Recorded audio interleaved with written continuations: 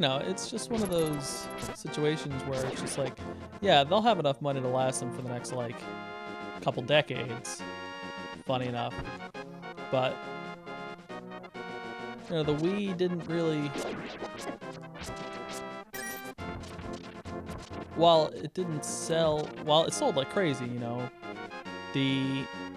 What was I listening to? I think Adam Cecil was talking about it. It was either him or Pachter. But they were talking about the install base is just terrible. You know, yeah, people bought the Wii U and people love the Wii U, but you know, the majority of people that bought the Wii U only bought, you know, maybe 1 or 2 games for it.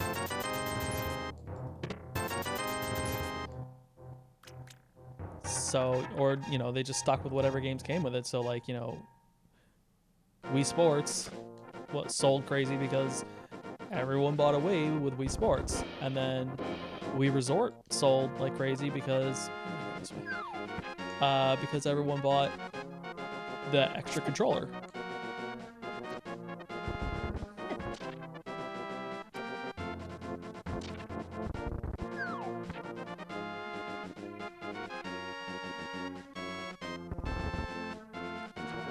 But, you know, you look at the other games that people have bought for it, and people don't seem to care as much. You know, and the problem with the Wii U is yeah, it has a lot of games, but no one wants to buy one. Especially now. No one wants to buy more than one system. Just because things really suck right now. I mean, I don't. I mean, I definitely don't want to get an Xbox or a PlayStation right now because there's nothing I want to play for it. I mean, I want to get a Wii U because there's more out for it now, but that's just because they've had a little more time to work on it. And I know there are games that I'm going to want to play on it, but... And I'll give that to Nintendo, you know, like... I know that there are games that I'm going to want to buy and play for their systems, which is why I buy them. But, you know, especially with the spotty releases that they've had, like, you know, I don't really touch my 3DS that much. I play Animal Crossing, but granted, I haven't had a whole lot of money to buy stuff recently, so, I mean, there's some games out now, and there are games that are coming out that I wouldn't mind playing, like... You know, I want to play the new Yoshi game, even though I've heard mixed bag reviews. It's sold. Yoshi Story is one of those games that I absolutely love.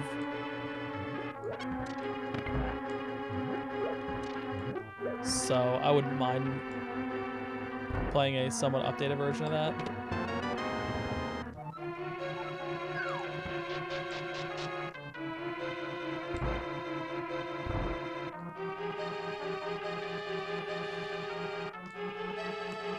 Really excited for the new Kirby game too. That seems like it'd be a lot of fun, but you know, I don't have the money to plonk down on a system, let alone 2. I mean, yeah, I'm going to really want to get a PlayStation 4 eventually, but I'll wait till the price drops, like most people will. You know, I mean, I know people who bought either system. Well, I know people who bought all 3, not all 3, but like each system at launch. Which, hey, you want to do that? Cool. I mean, at least with the Wii U, you get backwards compatibility, which that can or cannot be a lifesaver.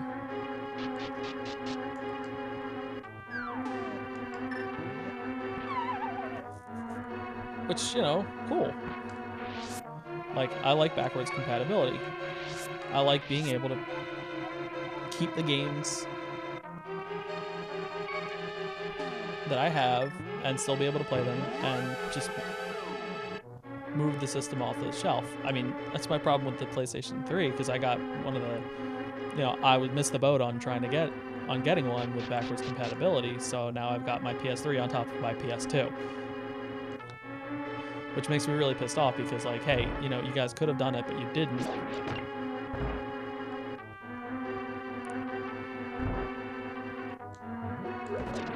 But and with the PS4, I mean, like, why am I gonna do that? Why am I gonna do something where I have to keep both of them around? Until the price drops and until Sony makes some way where I can plop a disc in there and, regardless of whether it, like, plays the game through some sort of streaming service or something like that, because that got pretty decent internet, so it wouldn't be that much of a problem. But why am I gonna drop the money on something that A, has no games, and B, I can't play my old games on?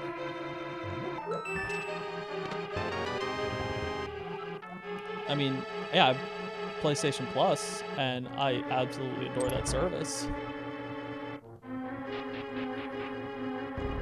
Because I think it's well worth the money, especially over Xbox Live. I mean, I don't use the support, I don't play online as much, but man, the amount of games that I've played because of PlayStation Plus, staggering. I mean, I played games that I would have wanted to play anyways, but the fact that I get to play them for free is always a good, well, not technically for free, but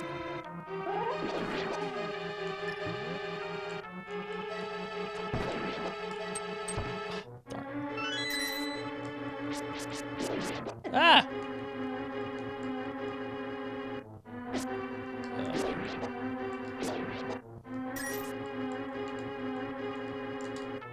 There we go.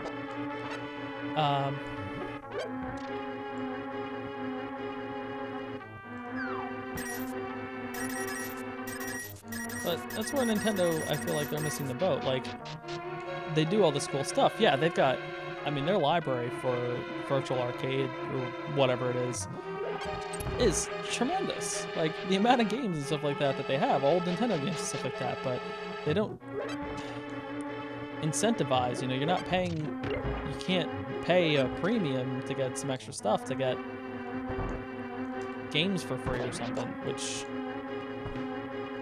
I would gladly do,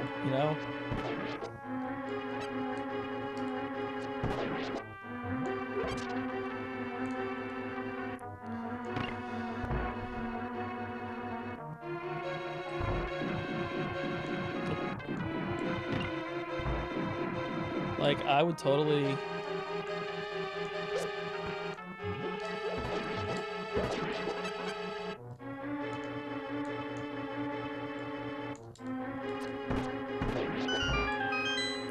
I would totally be down for playing,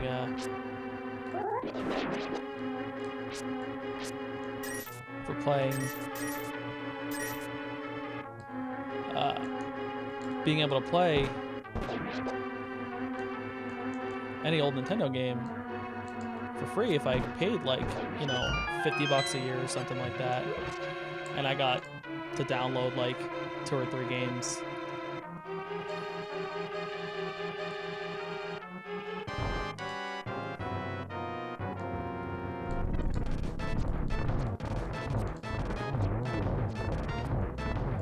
But Nintendo...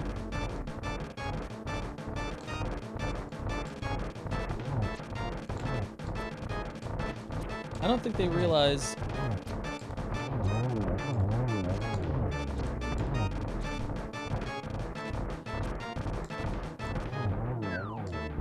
they want to still be behind.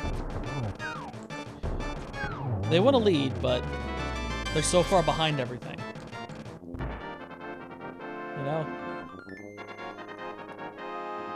And they feel like they're invincible still. And I totally agree with Michael Pachter on the fact that it's the board, it's the upper management, it's the people who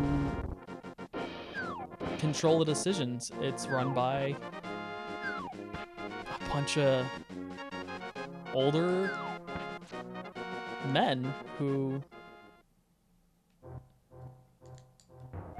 are afraid of change and want to stay where they are comfortably and make money, but they're not making money, and that's where the problem is they feel like their model is what's going to make it's been a mainstay, it's what's made them money in the past, and the Wii U is